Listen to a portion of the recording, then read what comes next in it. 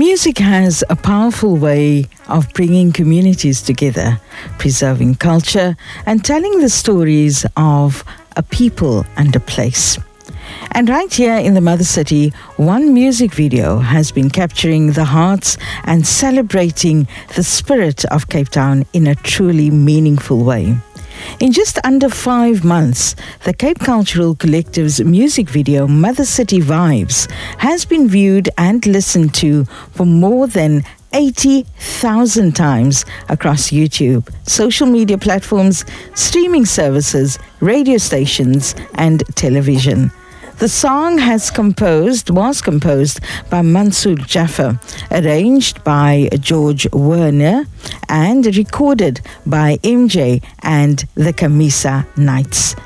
Joining us today is Mansoor Jaffer as we chat about the inspiration behind the song, the work behind, or rather the work of the Cape Cultural Collective, and what this growing cultural movement means for the community. Shukran very much for that introduction, Sister Aisha Abdullah Nagia. And when it says here, and recorded by MJ and Camisa Knights, that's not Michael Jackson. Please, Kanala Sablif in Fadlik, in case you get confused. And of course, we are joined by this amazing musician. I think music is one of the most difficult things to write, as far as I'm concerned. How do you just sit still and you come up with wording and then you put lyrics to it? And that's just a special breed of talent that people have to be able to do this. And this amazing talent is sitting with us in studio this morning, Brother Mansoor Jaffer. Salamu alaikum, brother. How are you? Alaikum salam. I'm very well, but I haven't had my kusista yet.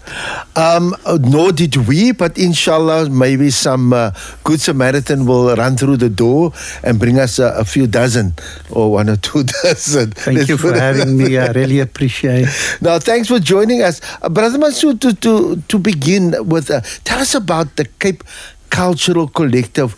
Who are they and what is the vision behind the organization? Because off air, I asked you, has this got to do with the Nachtroep? And you said, no, definitely not. So the Cape Cultural Collective, you just give us a little bit more insight into what it is. We started this 19 years ago. And funnily enough, the first performances were in an Irish pub. Not an ideal spot for a cultural movement, but we did some poetry and music there for a little while before moving to the District 6 Museum. The original group was made up of former anti-apartheid activists who wanted to play a role in the new democracy, a role to transform society and to bring about, positive change amongst young people in the city. And the other part of the group was a young group of poets that had come through some program of the Institute for Justice and Reconciliation. So it was pretty much an intergenerational group. And from early on, our vision and our mission was and still remains that we want to promote unity and inclusivity amongst all the people of the Cape. And secondly, we want to vigorously promote personal and collective development. So as an individual, you can grow. And this is part of my journey. Doesn't matter how old you are, you're learning all the time. You're not there to go and teach others and help them. Everyone has got their own talent and skills. But we also have to learn through the process. And we also learn about communities. So we go into Manenberg and we go into Langa and various other places, and people from there move across the city because we are a very divided city and people are confined to spaces and they don't interact. So we vigorously promote inclusivity, interaction, and also development through the arts. Yeah, brother has mentioned the word anti-apartheid activists. So that's where the surname comes in. No, we're not taking any shine away from Brother Mansoor, but his sister, Zubaida Jaffer, a very well-known person.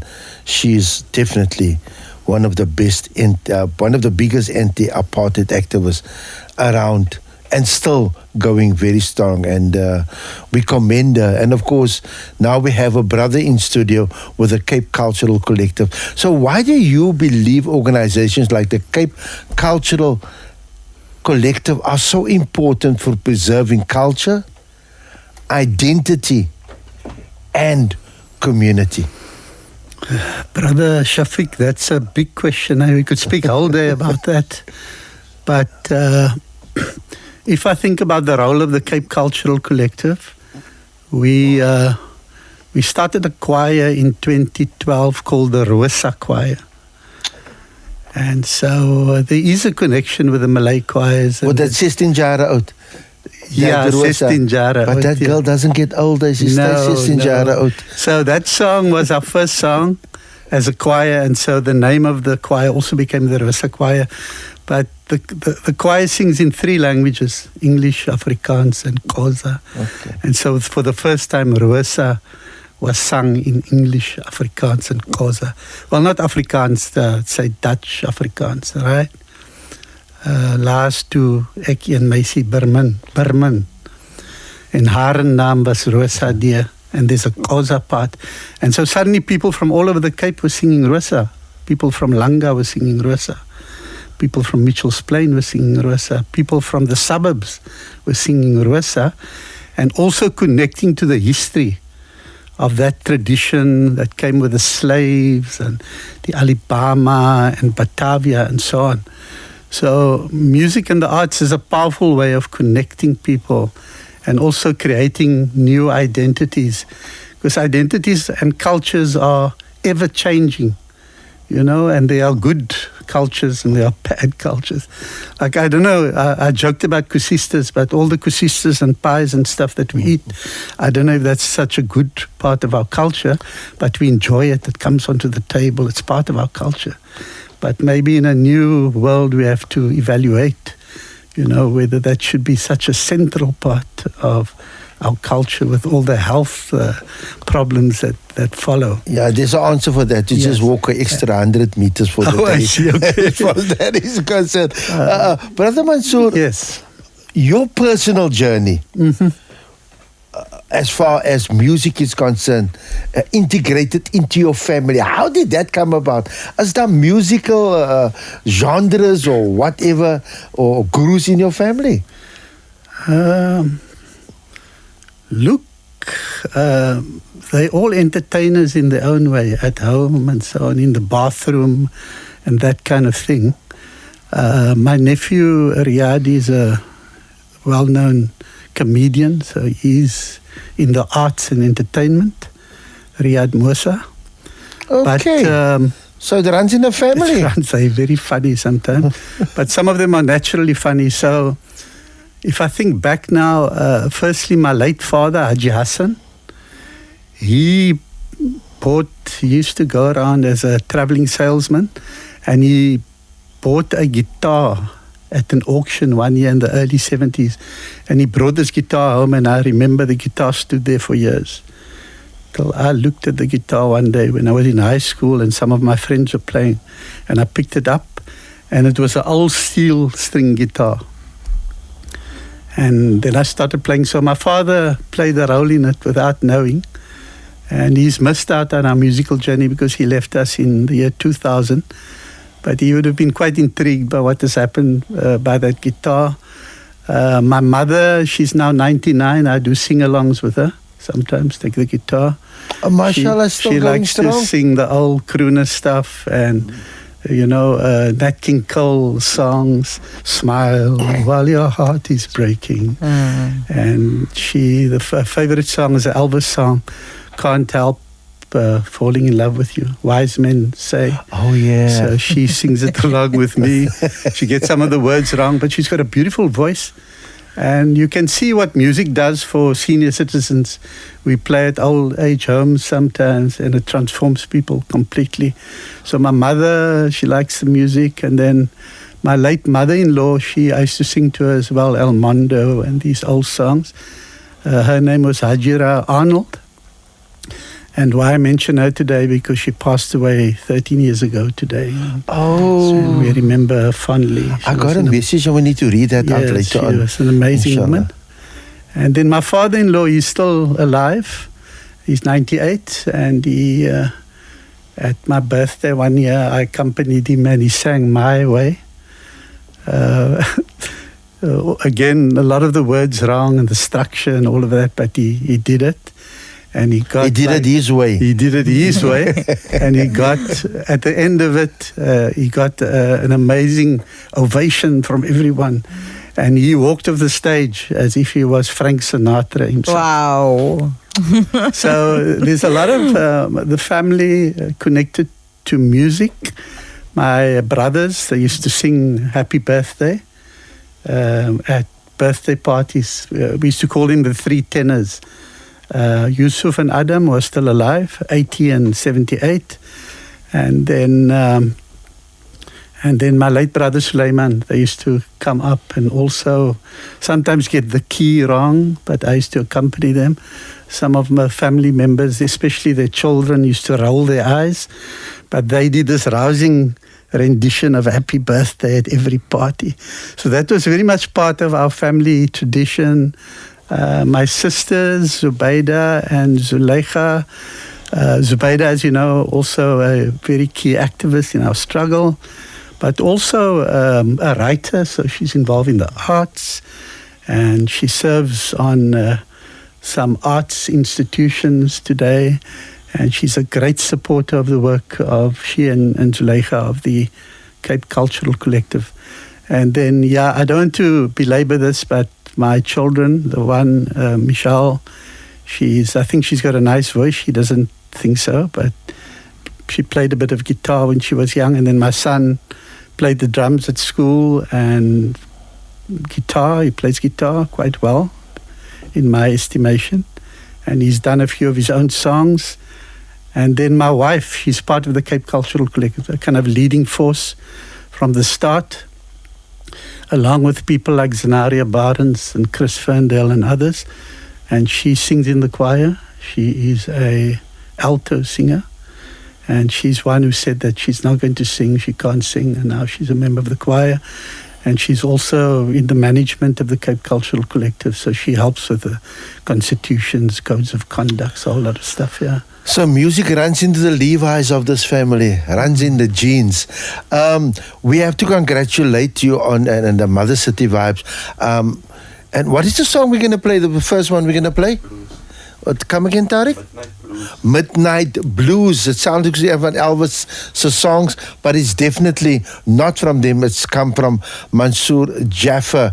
So just before we're gonna play the track is, how does it feel knowing the song and the music video have reached more than 80,000 views and listeners in such a short period of time, Mansoor? Before we just play the track, Shafiq, we'll get to that because this is my first composition, Midnight Blue. Okay. It's not the one who reached 80,000. It's not the one that reached 80,000. It's one that was used in a movie about District 6. Okay, so interesting. Maybe after the song, then I can explain a little bit about that. No problem. Let's go to Thank you. Midnight Blues from Mansoor Jaffer. Enjoy it.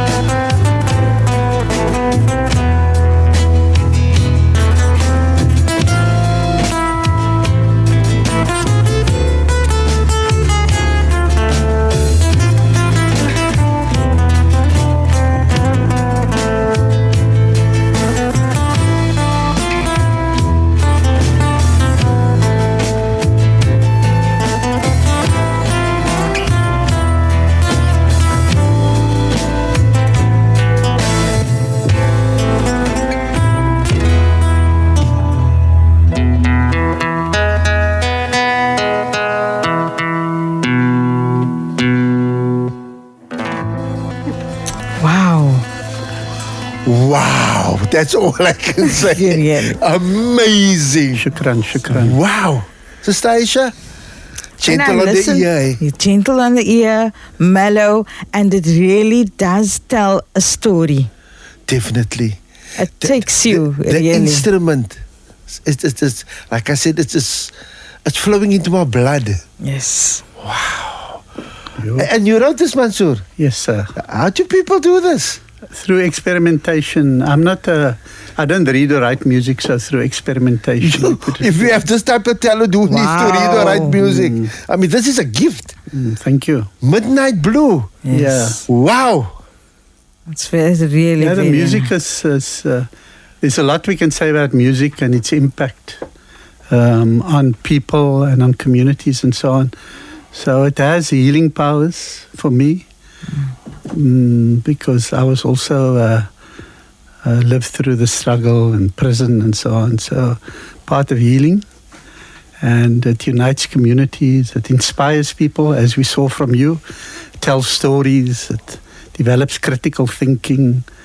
Cognitive abilities improve through music. It's a whole story. If our government and our private sector and our religious communities take the arts seriously, it will really change society, I think. Definitely. Big time. So, Brother Mansoor, take us back to the beginning. How did the concept of Mother City Vibes first come about? Mother City Vibes, my second composition.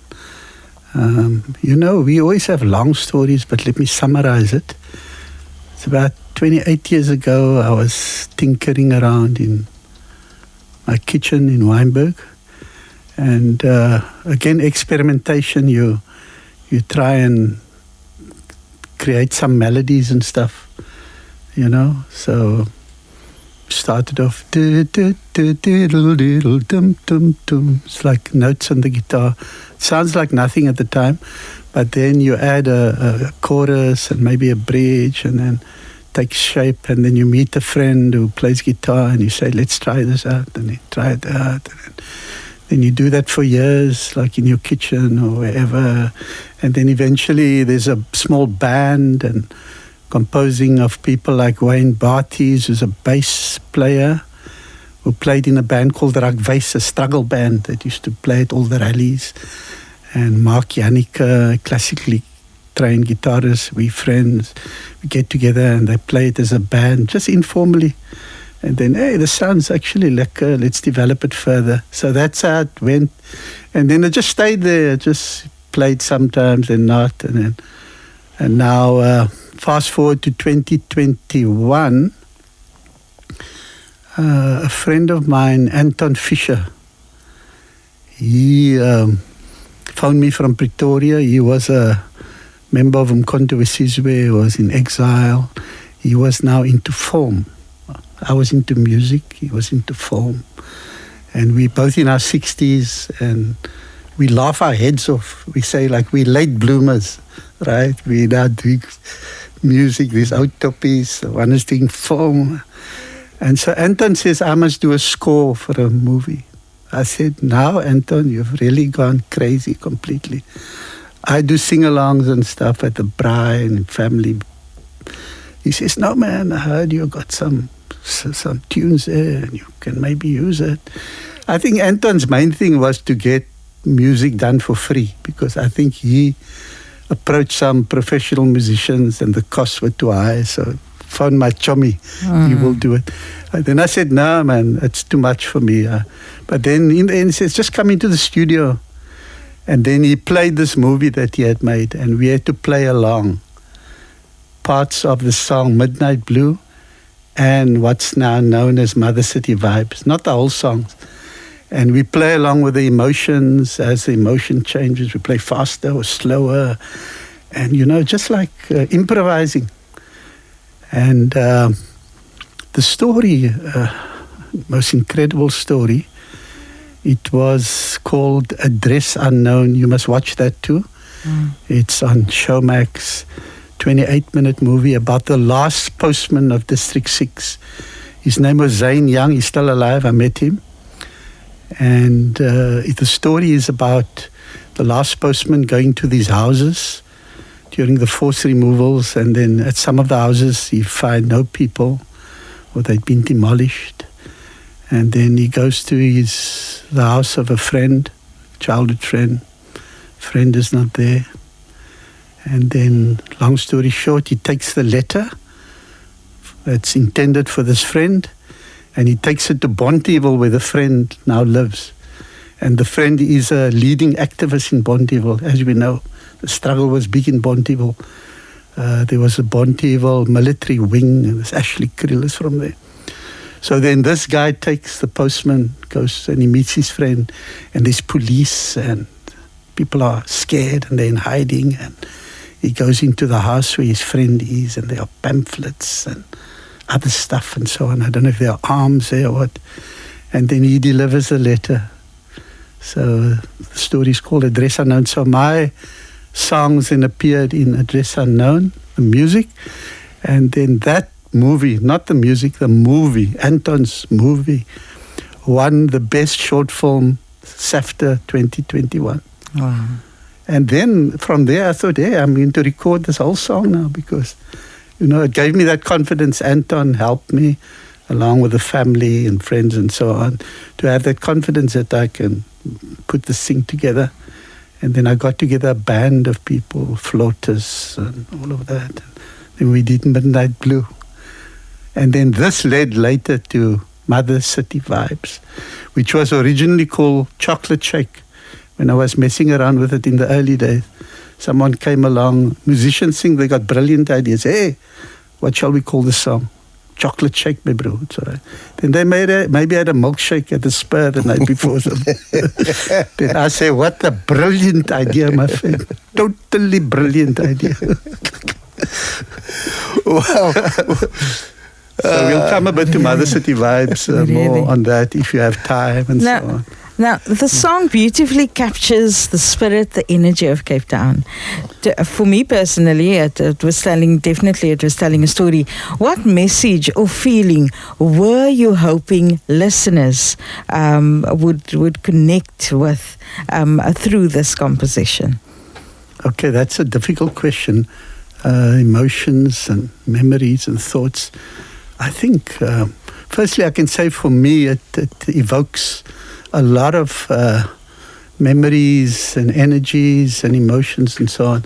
If you think of Cape Town, it's a very beautiful place, right? You have iconic places here, Table Mountain, Robben Island, Kirstenbosch, you name it. But it's also a tale of two cities. So on the one hand, you have this. On the other hand, if you drive to the Cape Flats, there's gang violence. Yes. There's a lot of wonderful things happening, but there's also gang violence, flooding, poor conditions, unemployment, and so on.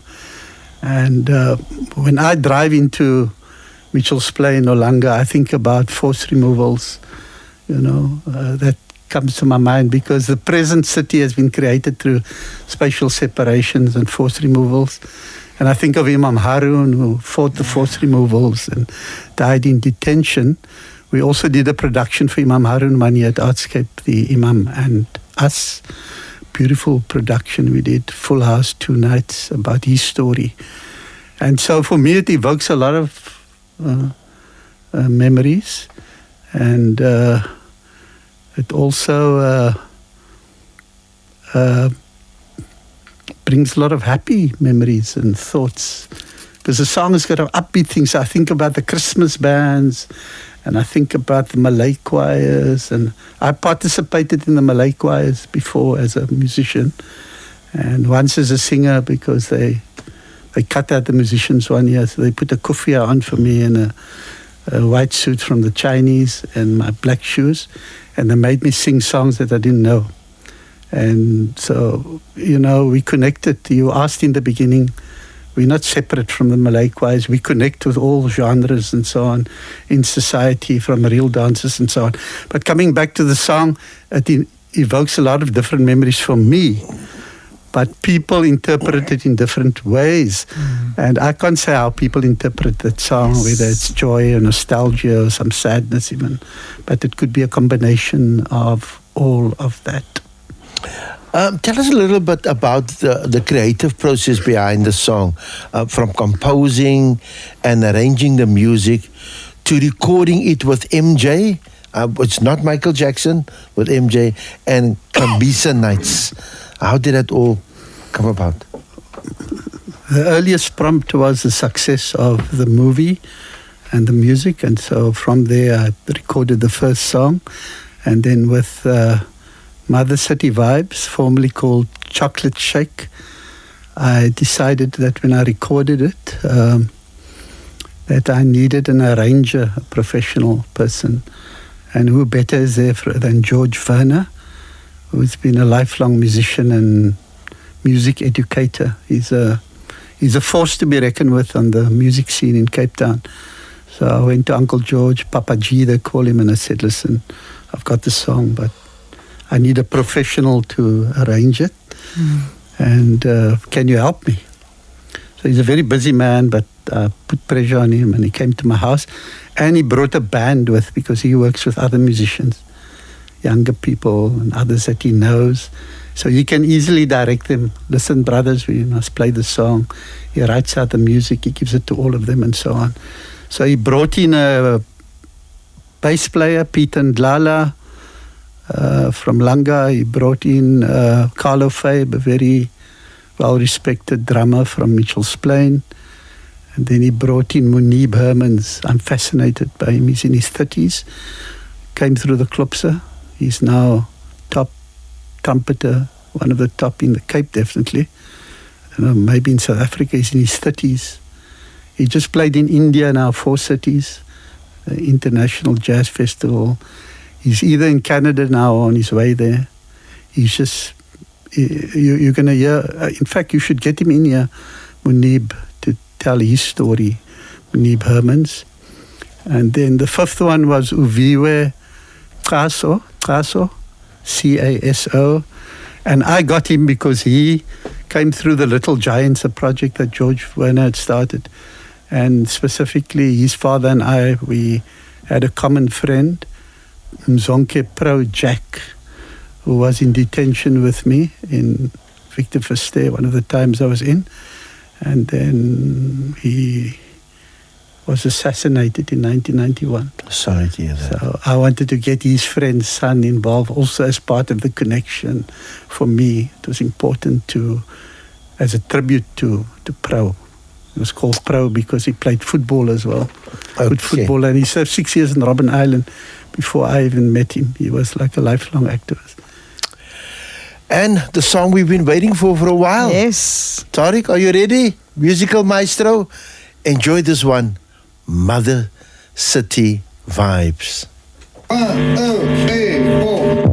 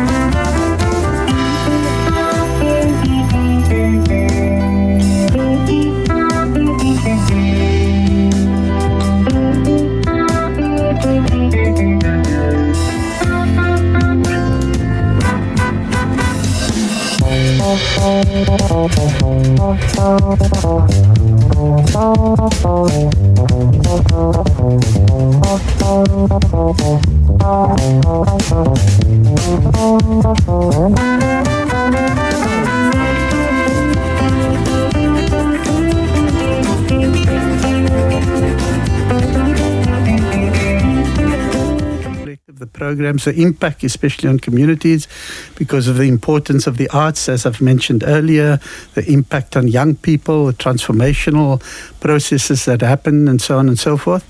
And next year is our 20th anniversary, so we want to do a couple of big things, and 786 should be part of that. We'll tell you what the programs are for next year, and you can invite some of the musicians in and the youngsters, and some kids can come sing here even for you. It would be amazing. That kind of thing. We've got amazing poets. Hassanay knows amazing poets. The slam poetry champion, Vusumuzi Mpofu, is part of us. He's from Wallace Dean originally. So there's a lot that we can bring here and to other platforms. We have a partnership with Artscape, a formal partnership. So we have poetry and jazz sessions there, lunchtime concerts, and so we will pretty much have some of the stuff at Artscape next year, but also in communities where we have worked for the last 19 years. You can check us out on Cape Cultural Collective on our website, and Hassanay knows more, but we're on various platforms. I don't know so much about X and Instagram and all of these things and what happens there and hashtags, but apparently we're there. We've got a media team, and we're there for the community. It's not our project. People like to take ownership of these things as if it belongs to them, even though we can take nothing with us. But it's there for the communities to engage and to develop and to strengthen further. It's always inspiring to see creative projects that unite communities and, of course, reminds us of the beauty and diversity of Cape Town.